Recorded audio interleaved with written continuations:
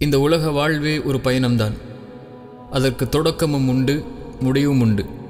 தொடங்கி எவராலும் முடிக்காமல் இருந்துவிட முடியாது. அதனால்தான் இந்த உலக வாழ்வில் ஒரு பயணியைப் போல் வாழென்று இறைத்தூதரின் வார்த்தைகளும் அமைந்தது. இந்த உலகத்தில் பிறந்த ஒவ்வொரு மனிதருக்கும் அவரவரின் பாதை முடிவு செய்யப்பட்டது. அப்படி இறைவனால் பாதை முடிவு செய்யப்பட்ட மனிதர்களுள் நானும் ஒருவன்.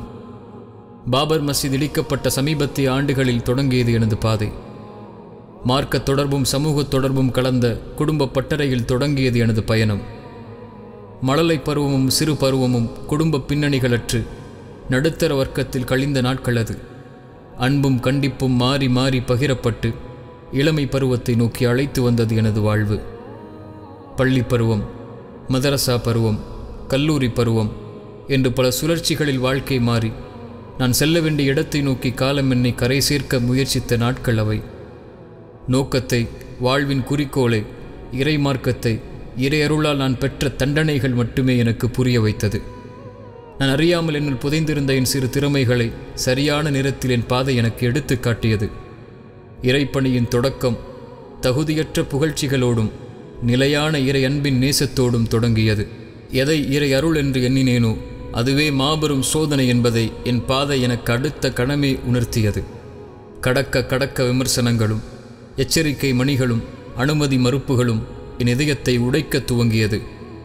உயர்வும் தாழ்வும், ஏக்கமும் கலக்கமும், மகிழ்வும் கண்ணீரும், ஏழ்மையும் செல்வமும், உறவும் பிரிவும், அரவணைப்போடு அமைந்த துரோகமும் வாழ்க்கை என்றால் என்ன என்பதை சிறு வயதிலேயே பாடமாக கற்றுக் கொடுத்தது.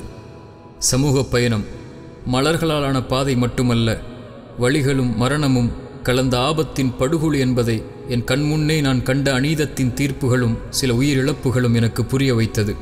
எந்த சமூகத்தின் மீது பேரன்பு கொண்டேனோ அந்த சமூகத்தின் மீது கோபமும் விரக்தியும் ஏற்படுவதற்கு அதன் தலைமையும் உணர்வற்ற சமூக பின்னணிகளும் காரணமாகியது. உதாரணமே, பழனி பாபாவின் மரணத்தின் தீர்ப்பு வெறும் உணர்வில்தான் இந்த சமூகம் பயணிக்கிறது என்பதை உணர்த்தியது. மதானியின் சிறைவாசத்தின் ஊனம் உணர்வுகள் ஊனமாக்கப்படும் என்பதை உணர்த்தியது.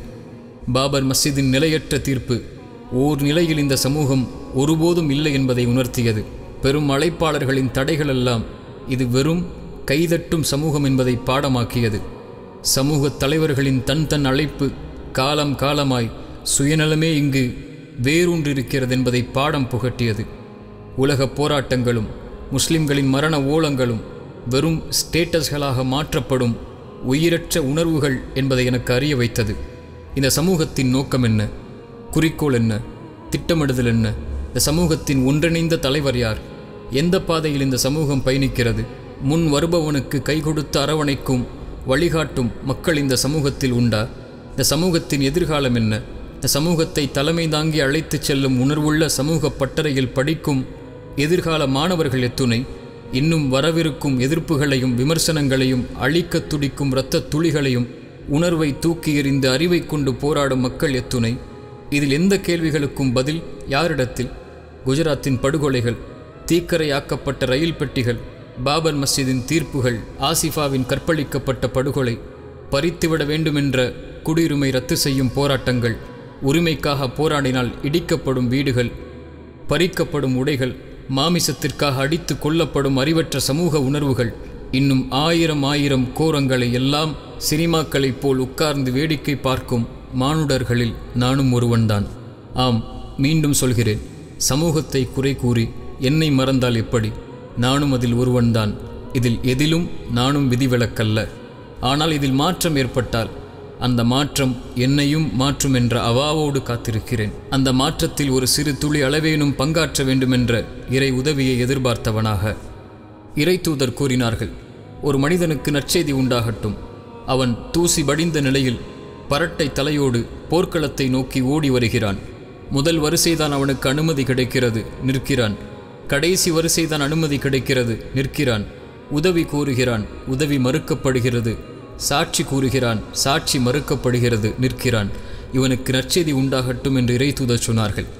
ஏன் இந்த பயணி அவன் பாதையில் பயணித்து போர்க்களத்தில் இறைவனுக்காக கலந்து கொண்டது முதல் வரிசைக்காக அல்ல, கடைசி வரிசைக்காக அல்ல, உதவி ஏற்றுக்கொள்ளப்பட வேண்டும் என்பதற்காக அல்ல, சாட்சி அங்கீகரிக்கப்பட வேண்டும் என்பதற்காக அல்ல. அவன் வந்தது இறைவனுக்காக.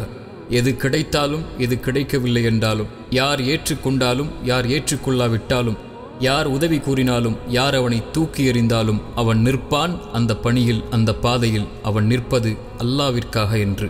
மரணிப்பதற்குள் ஒரு போராளியின் மரணமல்லாத ஒரு மரணத்தை அடைந்துவிடக்கூடாது என்ற எண்ணம் என் மனதில் குடிகொண்டிருந்தாலும், அதற்கான தயாரிப்புகளும் முயற்சிகளும் எல்லளவும் என் உள்ளத்தில் இல்லை, என் செயலிலும் இல்லை என்ற இயலாமையை நான் இன்னும் உணர்கிறேன். என் பாதையின் நீளத்தையும் அதன் முடிவையும் என் இறைவனே அறிந்தவன். நகரும் வரையும் நீளும் வரையும் என்னை இயக்கும் ஒரே ஒரு கேள்வி இந்த பாதையில், இவ்வளவையும் கொடுத்தவனுக்கு நான் எதை செய்தேன் என்ற கேள்வி மட்டும்தான். துவண்டு போகும்போதும் புறக்கணிக்கப்படும் போதும் என்னை அரவணைக்கும் இறைவனுடைய வார்த்தைகள் இவையெல்லாம். உம்முடைய இறைவன் உம்மை கைவிடவில்லை, உம்மை வெறுக்கவும் இல்லை. ஒவ்வொரு நாளும் உங்களது பிந்திய நிலைமை முந்திய நிலைமையை விட நிச்சயமாக மிக்க மேலானதாக இருக்கிறது. உங்களை அனாதையாக கண்டு அவன் உங்களுக்கு தங்குமிடம் அளித்து ஆதரவளிக்கவில்லையா? மேலும் அவன் உம்மை வழி தவறியவராய்க் கண்டு பிறகு நேர்வழி காண்பித்தான். மேலும் உம்மை ஏழையாய்க் கண்டு பிறகு செல்வந்தவராயாக்கினான். ஆகவே இவைகளுக்கு நன்றி செலுத்துவதற்காக நீங்கள் அனாதைகளை கடுகடுக்காதீர்கள், யாசிப்பவரை வெறுட்டாதீர்கள். உங்கள் மீது புரிந்துள்ள உங்களது இறைவனின் அருளை பிறருக்கு அறிவித்து அவனுக்கு நன்றி செலுத்தி கொண்டே இருப்பீராக என்ற இறை வசனத்தின் கேள்விகளுக்கு பதிலை தேடியவனாகத்தான் என் பாதையை இப்போதும் தொடர்கிறேன். அனுபவமற்ற பெரும் வழிகாட்டல் இல்லாததாக என் பாதை அமைந்திருந்தாலும் எந்த ஒரு தனிப்பட்ட மனிதரையும் குறை கூறியதில்லை, எந்த ஒரு தனிப்பட்ட கொள்கையையும் ஆதரித்ததில்லை, எந்த ஒரு தனிப்பட்ட கொடியையும் உயர்த்தி பிடித்ததில்லை, எந்த ஒரு தனிப்பட்ட இயக்கத்திற்காகவும் போராடியதில்லை, சுயநலத்திற்காக எந்த மார்க்க மேடையையும் பயன்படுத்தியதில்லை, பயன்படுத்தப் போவதும் இல்லை, பயன்படுத்தக்கூடாதென்ற உறுதியையும் என் இறைவனிடத்தில் கேட்டு பெறுகிறேன். நோக்கங்களை, குறிக்கோளை, திட்டமிடுதலை அடிப்படையாக கொண்டு பயணிக்கும் சமூகத்தில் ஒருவனாக என்னை மாற்றும் முயற்சி மட்டுமே என்னிடத்தில். செல்ல வேண்டிய தூரம், கடக்க வேண்டிய பாதை, சந்திக்க வேண்டிய மனிதர்கள், கேட்கப்பட வேண்டிய கேள்விகள், பெற வேண்டிய பதில்கள், தேட வேண்டிய கல்வி, சந்திக்க வேண்டிய ஆசிரியர்கள், எடுக்க வேண்டிய அனுபவம், வரவேண்டிய விமர்சனங்கள், சந்திக்க வேண்டிய போராட்டங்கள் ஏராளம் ஏராளம். அதற்காக துவங்குகிறேன் பயணிகள்.